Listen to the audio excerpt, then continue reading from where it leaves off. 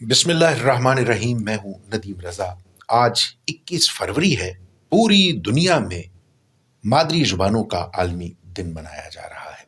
پاکستان میں بھی پاکستان کی 60% آبادی جس کا تعلق پنجاب سے ہے وہ بھی آج اپنی مادری زبان کا دن منا رہی ہے۔ 13 کروڑ لوگوں کی، کم از کم 13 کروڑ لوگوں کی زبان پنجابی ہے۔ جو معاشرتی علوم، جو معاشرے کی سوچ کے نباز ہیں، جو یہ سمجھتے ہیں کہ سماج کی تشکیل، وہاں کی روایات، زبان و ادب اور تہذیب کی آبیاری کس طرح سے ممکن ہے، ان لوگوں کا کہنا ہے، ان اہل شعور کا، ان دانشوروں کا کہنا ہے کہ جب تک کوئی زبان اپنے کرنٹ افیئرز کے ساتھ جڑی نہیں ہوگی اس کی ترقی ممکن نہیں ہے۔ جو زبانیں اپنے حال کے زاویے سے مستقبل کو دیکھ سکتی ہیں وہی زبانیں ترقی کرتی ہیں۔ جو جدید علوم کی زبانیں ہوتی ہیں وہی آگے بڑھتی ہیں، اور جو ان زبانوں کو اپنے سماج کی ضروریات کے مطابق ڈھال لیتا ہے، اور جو قوم، جو ریاست، جو ملک اپنی زبان کو نصاب کی زبان بناتا ہے، کاروبار کی زبان بناتا ہے، عدالتی فیصلوں کی زبان بناتا ہے، تاریخ کی زبان بناتا ہے، اور ادب، فلم، تھیٹر، تفریح سے منسلک کرتا ہے، جوڑتا ہے، وہی قومیں آگے بڑھتی ہیں، وہی قومیں ترقی کرتی ہیں۔ اہل پنجاب سے بہت سے شکوے ہوں گے، اہل پنجاب کے حوالے سے لوگوں کو بہت سے اعتراضات ہوں گے، لیکن آج جتنا مظلوم یہ 60% آبادی کا خطہ ہے، جتنا مظلوم ہمارا پنجاب ہے، اتنا مظلوم کوئی دوسرا صوبہ نہیں ہے۔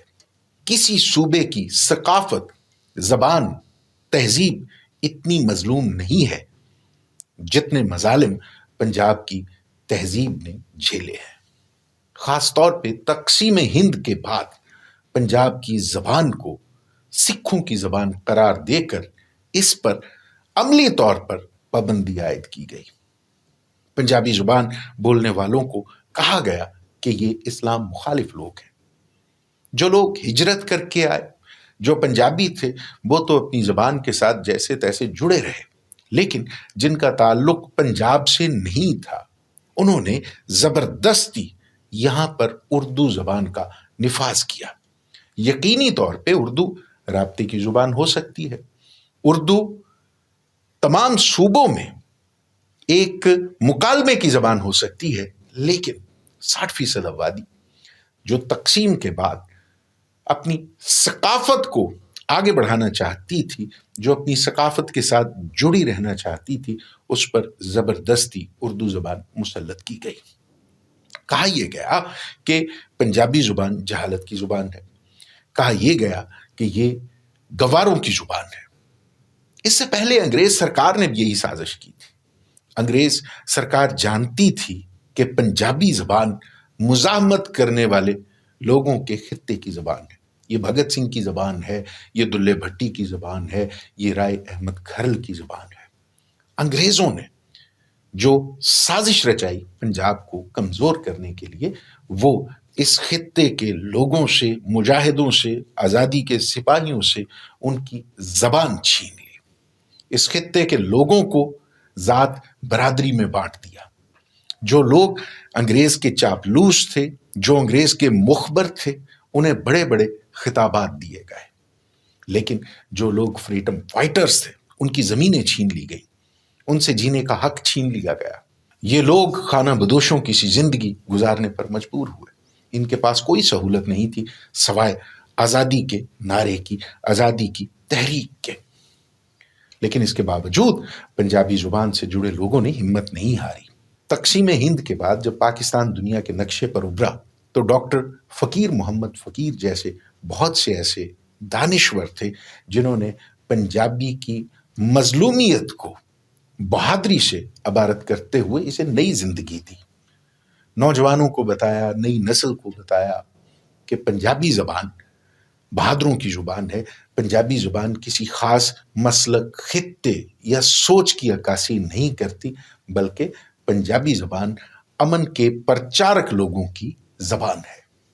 ये तहरीक एक रसाले पंजाबी के ज़रिए चलाई गई। मैं समझता हूं कि अगर आज पंजाबी ज़बान जिंदा है, आज हमारी नौजवान नस्ल पंजाबी ज़बान में बात करती है, आज 21 फरवरी का दिन मनाया जाता है और इस पर बड़ा मान किया जाता है, फ़ख्र किया जाता है, तो पंजाबी ज़बान के ज़िंदा होने की 3 बड़ी वजूहात हैं। पहली वजह, इस ज़बान का मज़हब से जुड़े होना है। आज भी हमारा मौलवी, हमारा आलिम दीन मस्जिद के मिंबर पर बैठकर जब पंजाबी में खुतबा देता है तो वो लोगों के दिलों में उतर जाता है। और जिस तरह से इश्क़ रसूल या दीगर ऐसे मामलात पंजाबी में असर रखते हैं, तासीर रखते हैं, वो बेगानी ज़ुबानों में असर नहीं रहता।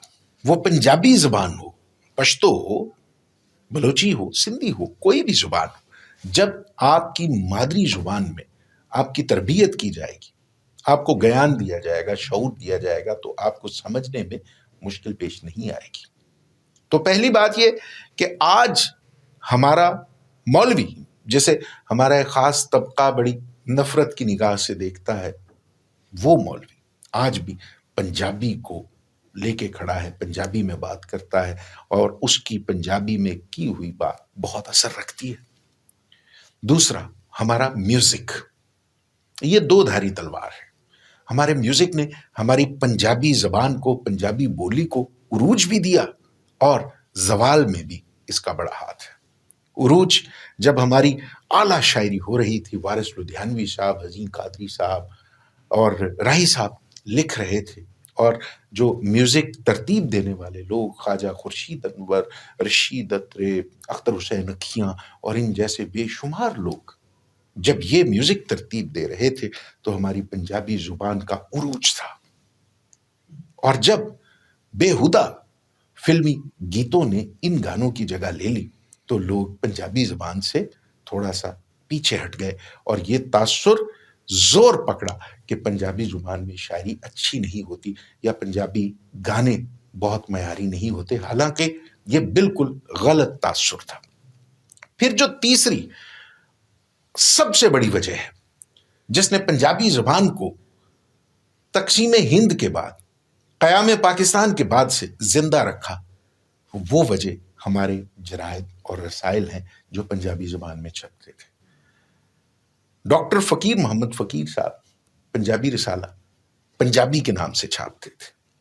उन्होंने बड़ी जद्दोजहद की। फिर उसके बाद जो पहला रोज़नामा जो हमारे उस्ताद जनाब हुसैन नकी साहब ने जारी किया सज्जन के नाम से 70s में, वो एक बहुत बड़ी बात थी, एक बहुत बड़ी, उनको सलामी देनी चाहिए हुसैन नकी साहब को। बहुत बड़े सहाफ़ी थे, लीडर थे, ट्रेड यूनियन के जिस तरह से कारकुन सहाफ़ियों के हकूक़ का मुकदमा वो लड़ते आए और आज तक ज़ईफ़ होने के बावजूद दबंग अंदाज में कलम मज़दूरों के हकूक़ की बात करते हैं। कम लोग ऐसे हुए हैं।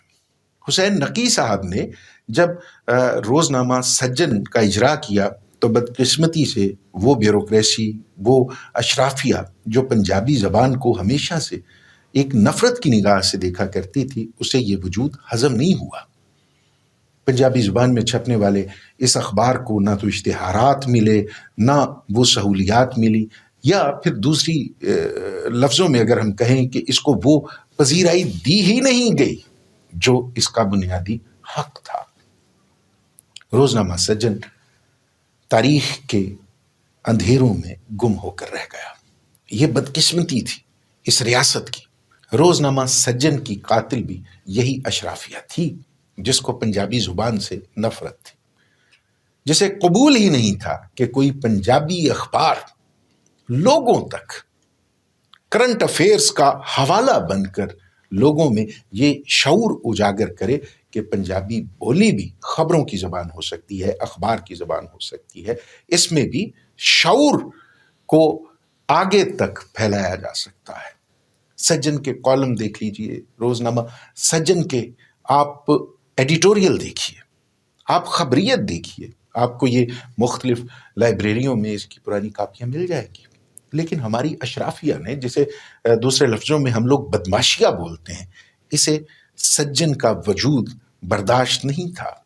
सो आज माजी के अंधेरों में रोजनामा सज्जन कहीं गुम होकर रह गया है और इसका नाम भी किसी को याद नहीं है। लेकिन सज्जन जितनी देर तक जिंदा रहा, इसने अपना फर्ज खूब निभाया। उसके बाद ये तासुर बना कि शायद पंजाबी जर्नलिज्म की जुबान ही नहीं है, पंजाबी सहाफत की जुबान है ही नहीं, पंजाबी जुबान में सहाफत हो ही नहीं सकती। इस राय को और पुख्ता कर दिया जब पंजाबी जुबान में दो चैनल्स सामने आए, एक पंजाब टीवी था और एक अपना टीवी था। दोनों इंतजामिया की पॉलिसियों की वजह से बंद हो गए, नहीं चल पाए। ये तासुर मजीद गहरा होता गया।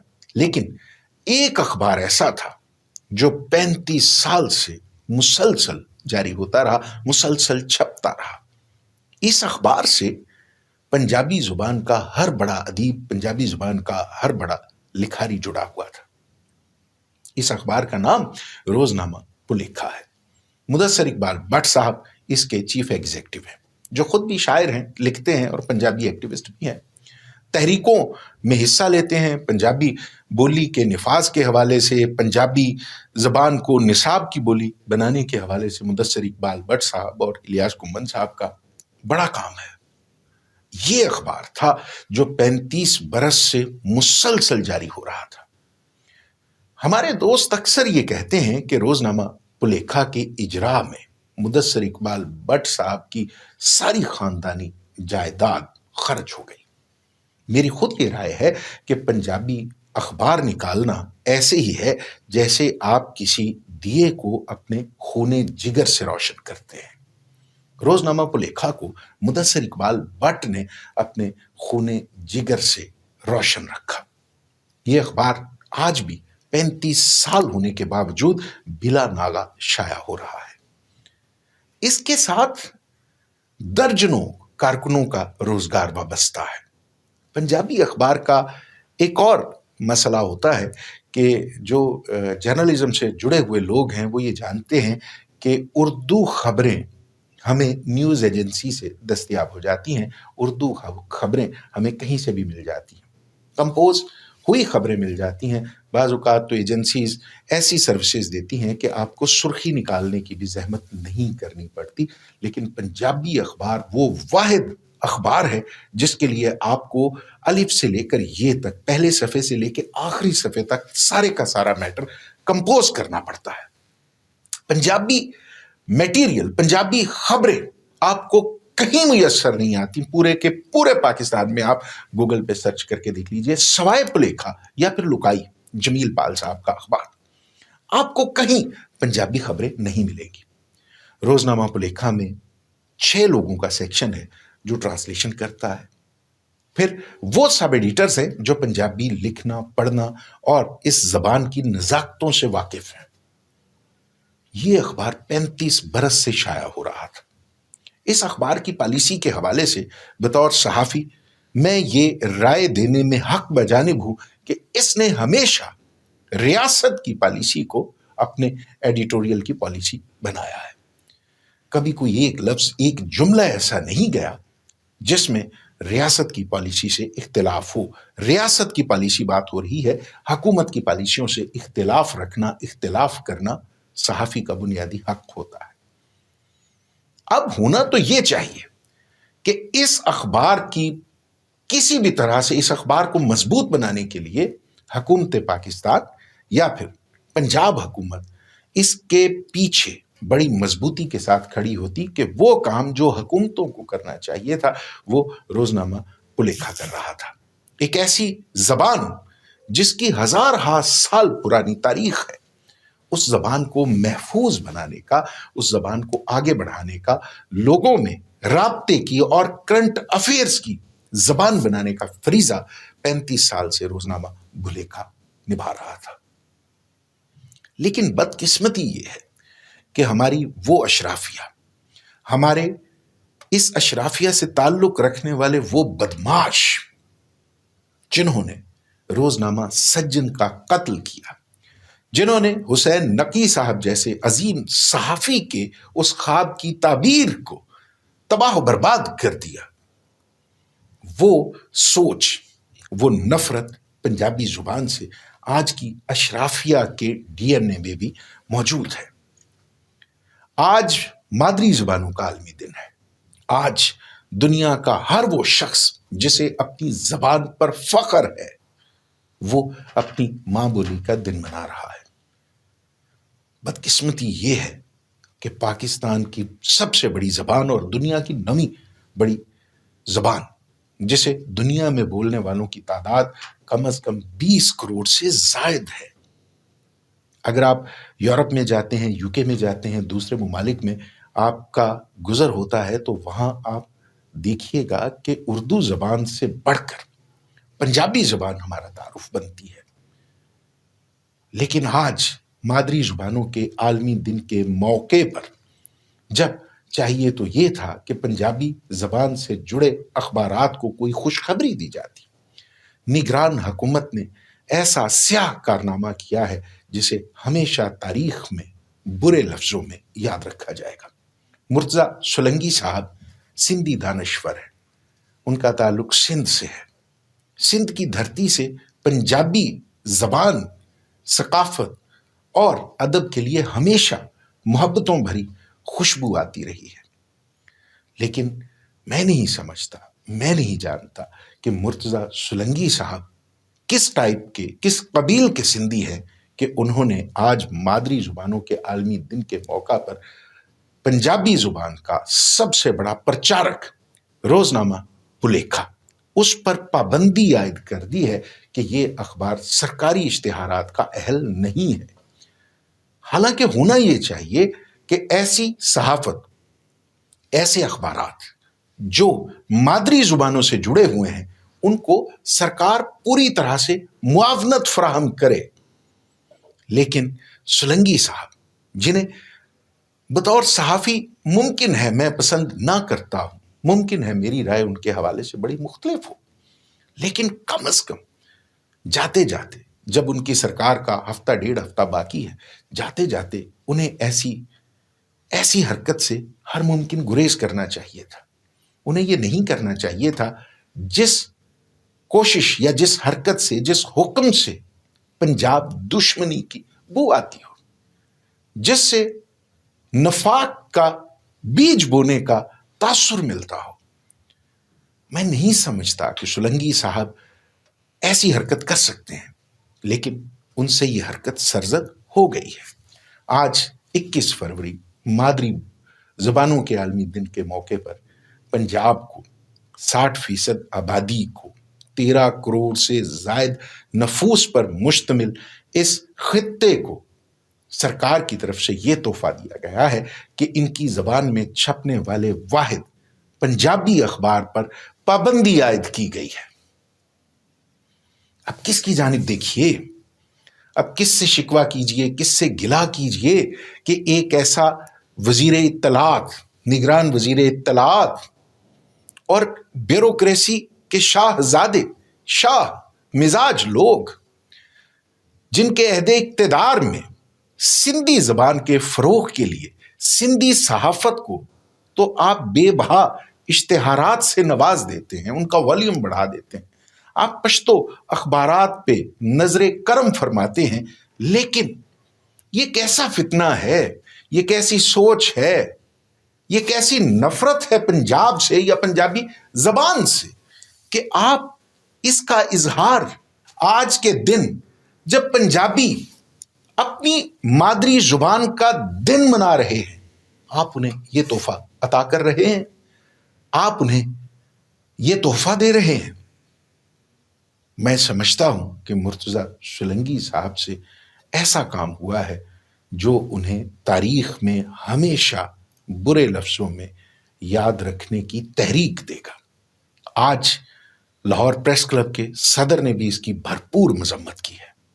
آج دیگر صحافتی تنظیموں نے پنجابی زبان سے، پنجابی تحریک سے وابستہ تنظیموں نے اس اقدام کو بری طرح سے رد کیا ہے اور اسے پنجاب دشمنی سے عبارت کرتے ہوئے کہا ہے کہ مرتضیٰ سولنگی صاحب ہوش کے ناخن لیجئے، خدا کا خوف کیجئے، کسی اور طرح سے اپنے تعصب کا اظہار کر لیجئے، لیکن 60% آبادی کی آواز کو یوں خاموش کروانا ہرگز مناسب نہیں ہے۔ میں امید کرتا ہوں کہ مرتضیٰ سولنگی صاحب، ہماری وہ اشرافیہ، ہماری وہ بیوروکریسی جو ہمیشہ سے طاقتور رہی ہے، وہ اپنے اس فیصلے پر ضرور نظر ثانی کرے گی، اور روزنامہ پلیکھا جو 35 سال سے مسلسل شائع ہوتا آ رہا ہے، اسے شائع ہونے میں معاونت فراہم کی جائے گی، اس کی سانسیں بند نہیں کی جائیں گی، اور وہ صحافی، وہ قلم مزدور جن کا روزگار اس ادارے سے وابستہ ہے، ان سے ان کا رزق نہیں چھینا جائے گا۔ بھلے کی امید کے ساتھ، اچھی امید کے ساتھ اللہ رب العالمین سے استدعا ہے، دعا ہے کہ وہ ہمارے پنجاب، بلوچستان، کے پی اور سندھ سمیت پورے ملک میں، آزاد کشمیر میں، گلگت بلتستان میں اپنی رحمتوں، برکتوں اور نعمتوں کا نزول رکھے، اتحاد اور یگانگت رکھے، سب کو متحد رکھے، یک مشت رکھے، ایک مٹھی کی طرح رکھے، اور ایسی سازشوں سے ہمارے حکمرانوں کے دماغوں کو محفوظ رکھے جو نفرتوں کا سبب بنے، جو زبانوں یا ثقافتوں کے حوالے سے صوبوں میں، لوگوں میں فاصلے کا باعث بنے۔ اجازت دیجیے، خدا حافظ۔